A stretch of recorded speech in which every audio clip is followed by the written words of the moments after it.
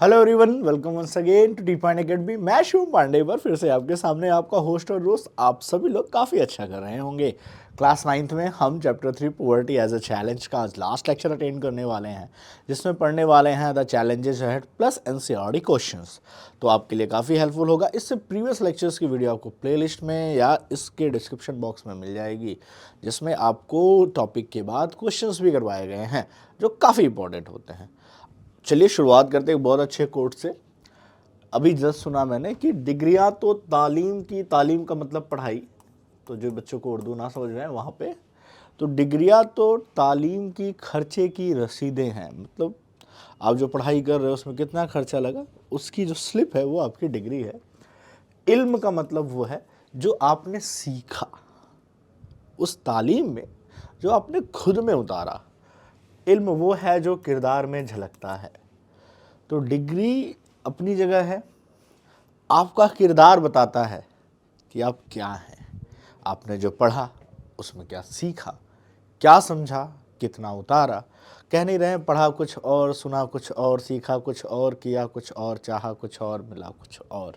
तो ये ना हो, कोशिश यही रहे कि जो सीखा है उसमें से कुछ आपकी किरदार में दिखे। किरदार मजबूत रहा तो ज़िंदगी आसान होती है। चलिए शुरुआत करते हैं इस लेक्चर की। पढ़ना है चैलेंजेस अहेड। पॉवर्टी में हमने ग्लोबल सिनेरियो देख लिया, इंडिया का सिनेरियो देख लिया, कौन कौन सी पॉलिसीज चलाई गई हैं, एंटी पॉवर्टी मेजरमेंट्स को देख लिया हमने, पॉवर्टी लाइन को बहुत अच्छे से डिटेलिंग में समझा है। अब हम पढ़ेंगे कि आगे और कौन से चैलेंजेस हैं जिस पे हमें वर्कआउट करना है, और उसके बाद कुछ एनसीईआरटी के सवाल जवाब आपसे करेंगे। शुरुआत करते हैं। पॉवर्टी ये तय है कि इंडिया में डिक्लाइन हुई है, 22% पे आके रुकी है। ऑल ओवर वर्ल्ड भी पॉवर्टी के सभी कंट्रीज़ ने इतना वर्कआउट किया है कि वो पॉवर्टी का लेवल नीचे आए। लेकिन इंडिया में अभी भी कंपीलिंग चैलेंज है। 22% जनता तो अच्छी खासी बात है ना। हर 5 में से एक भारतीय अगर गरीब है तो ये कोई बहुत अच्छी बात नहीं है। ये 10 में होता, 100 में होता, 1000 में होता तो सुनने में थोड़ा और रिलैक्सफुल होता। ठीक है। Poverty reduction is expected to make better progress in the next 10 to 15 year. Poverty को घटाने का एक ही तरीका है कि आप थोड़ा इकोनॉमिक और सोशल चेंजेस लाएं। और जब तक इकोनॉमिक ग्रोथ या सोशल में, सोसाइटी के जो कल्चर में ग्रोथ नहीं होगी, तब तक मुश्किल है। और 10-15 सालों में हमें इसमें रैपिड ग्रोथ करनी है। अब देखिए आने मतलब 2030 तक यूनाइटेड नेशन ने भी बोला है कि पॉवर्टी रिमूवल का टारगेट रखा है। अब आप सोच सकते हैं 2030 आज 24 चल रहा है तो 6 साल। अभी लेटेस्ट डेटा बताएंगे कि इंडिया में पॉवर्टी का सिनेरियो क्या 22 से भी नीचे आया है या नहीं। जीरो तो मुश्किल से होने से रहा, क्योंकि इंडिया में जो स्लम एरियाज़ में या जो सड़कों के किनारे बच्चे मांगने वाले होते हैं, उनको देख के एक बार दिल भर आता है कि भविष्य क्या होगा यहाँ पे। Possible mainly due to the higher economic growth, increasing stress on universal free elementary education and declining population growth. तो देखिए हमें क्या करना है, पहले तो हमारी इकोनॉमिक ग्रोथ हायर हो जाए। दूसरा, जो फ्री एजुकेशन है बच्चों को, जैसे अभी मैं ये पढ़ा रहा हूँ, ये फ्री एजुकेशन ही है। इसी के लिए आप ट्यूशन टीचर हायर करते हो, वहाँ पे पढ़ते हो, क्योंकि आपको पढ़ने का मन नहीं करता तो पेरेंट ज़बरदस्ती आपको बैठाते हैं। बट रियलिटी में ये फ्री एजुकेशन ही है यूट्यूब पे। वैसे सरकार की तरफ से जो डिग्री वाइज एजुकेशन है वो भी फ्री है।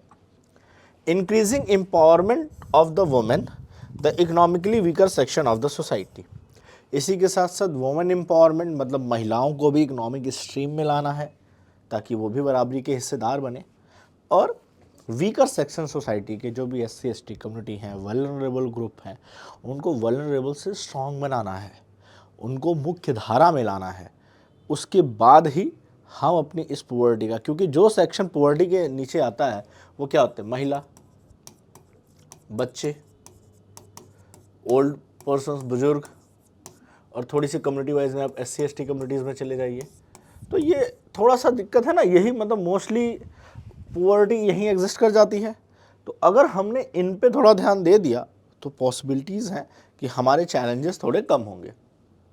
ये फिगर आपको बहुत सारे बिगर्स की याद दिलाता होगा।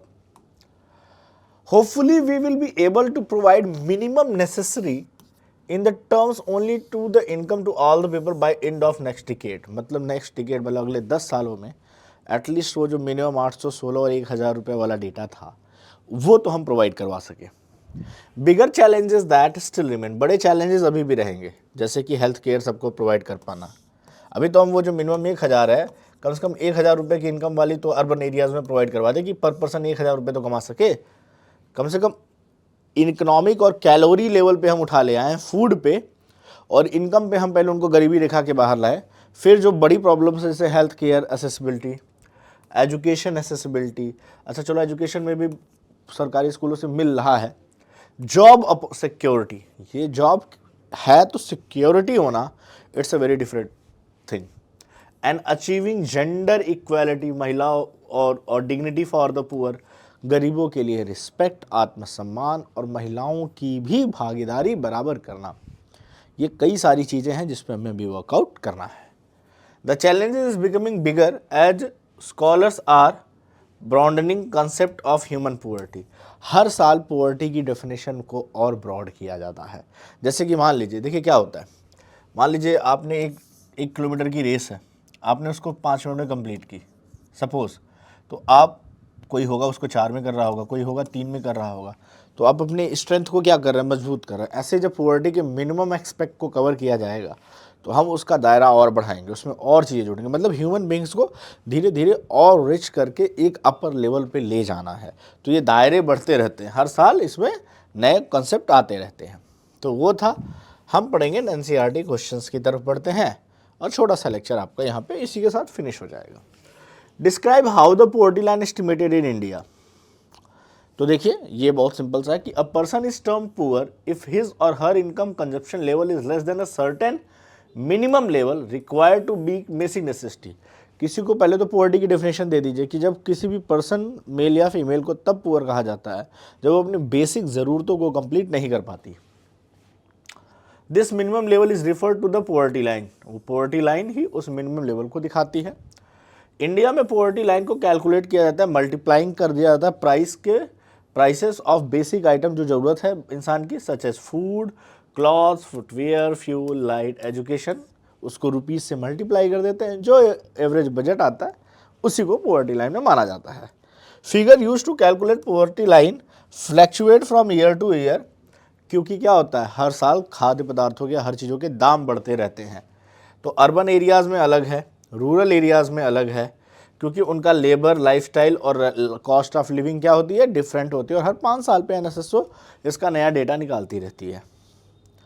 Do you think that present methodology of poverty estimation is appropriate? क्या आपको लगता है कि अभी जो पुअर्टी लाइन मेज़र की जाती है एप्रोप्रिएट है? कोई भी मेथड एकदम परफेक्ट एप्रोप्रिएट नहीं होता है, बिल्कुल एप्रोप्रिएट नहीं होता। So no, the current poverty estimate approach doesn't appear to entirely adequate. जैसे आपने कहा 816 और 1000, कहाँ से इसमें सर्वाइवल होगा? फिर मान लीजिए जो 999 कमा रहा है और जो 99 कमा रहा है, इन दोनों को सेम सुविधाएं मिलेंगी, सेम सुविधा मिलेगी सरकार की। रियलिटी में क्या है, एक्सट्रीम पुअर ये है, इसको तो 1 रुपये मिला, 2 रुपये मिला, ये पोवर्टी लाइन के ऊपर निकल गया, लेकिन इसको तो 1000 रुपये मिनिमम दो यार, तब तो ये पोवर्टी लाइन के ऊपर जंप मारेगा। तो सरकार पुअर और एक्सट्रीम पुअर में डिफ्रेंशिएट नहीं कर पाती है इस कारण से, ठीक है, ये जान लीजिए। This is because sole element considered is the economic position and it's examine a minimum level of living rather than the decent level of living. दूसरी समस्या क्या है कि ये इकोनॉमिक वे में कैलकुलेट की गई, इसमें मिनिमम की बात की गई। There is a difference between minimum and decent. एक जस्ट खा लिया कल का ठिकाना नहीं, एक डिसेंट कि मेरे पास 1 महीने का बैकअप पड़ा है और भी सुविधाएं मैं ले सकता हूं, जिंदगी के मजे ले सकता हूं। तो डिसेंट और मिनिमम में फ़र्क है। सरकार मिनिमम पे फोकस है, डिसेंट वाला तो बहुत फार अवे है। ओके, पॉवर्टी अब एक ब्रॉडर आइडिया हो गई है, not just confined a person's economic situation. The notion of poverty has undergone a lot of changes with the advancement of growth. Poverty अब केवल इकोनॉमिक सिचुएशन पे रह नहीं गई है, और हम अभी तक इकोनॉमिक सिचुएशन के स्टैंडर्ड पे ही लटके हुए हैं। बहुत सारे चेंजेस आए हैं, बहुत सारे एस्पेक्ट को ऐड किया गया है। जब तक हम उन एस्पेक्ट को ऐड नहीं करेंगे तब तक हम इसको एप्रोप्रिएट नहीं कर सकते। लेकिन हम अभी तक यही गेन नहीं कर पाए हैं, तो आगे कैसे बढ़ेंगे, सवाल ये है। Identify the social and economic groups which are most vulnerable in poverty in India. Important question है और बहुत ही आसान क्वेश्चन है। जैसे अभी मैंने बताया schedule caste and schedule tribes. The economic growth which is are most vulnerable in the poverty India are rural agriculture labour, household and urban casual labours होते हैं। ये सारे के सारे आते हैं, फीमेल्स आती है, बच्चे आते हैं, ठीक है, ओल्ड एज पर्सन आते हैं।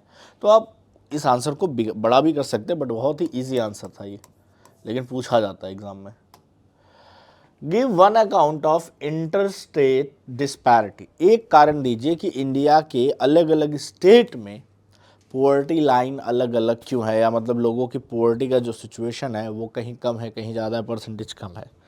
तो उसका एक कारण है कि हर एक स्टेट की पॉवर्टी एलिमिनेटिंग पॉलिसी और पॉपुलेशन पे, ठीक है। जैसे Orissa, Bihar and Madhya Pradesh are the 3 poorest state with the 47, 42, 37% and they are inhabited living below the poverty line respectively.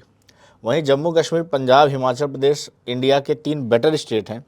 There are several region they contribute to India's interstate difference in poverty. क्या है, यहाँ की agriculture कमाल की है। जम्मू कश्मीर को तो खैर पहले स्पेशल राज्य था तो बहुत बजट मिलता था।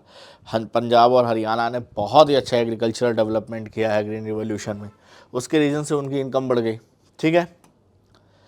तो वहीं उड़ीसा, बिहार, मध्य प्रदेश की बात देखें तो यहाँ की जो गवर्नमेंट है उनकी पॉलिसीज़ भी मैटर करती हैं, प्लस पब्लिक का अपना अप्रोच मैटर करता है कि क्या ये पॉलिटिकली इन्वॉल्व है या इंडस्ट्रियली टेक्निकल है। अगर टेक्निकल सोच है, फैक्चुअल सोच है तो पब्लिक अप्रोच अच्छी होगी, otherwise they will be trapped with in the politician and the political power. So that's all for today's lecture. Thank you everyone. आपके लिए कुछ होमवर्क में क्वेश्चंस हैं, आप इसे ट्राई कर सकते हैं। Who advocated that India would be truly independent when the, ये स्टेटमेंट किसका है, एक क्वेश्चन ये रहा। दूसरा, in which state have the land reforms, land reforms किस स्टेट में रहा जहाँ से वहाँ की पॉवर्टी में काफ़ी आसानी आई है। And thank you everyone for this lecture and we ended with the chapter 3। Only one chapter in economics is rest and the whole playlist will be available for you. So bye everyone, have a good day.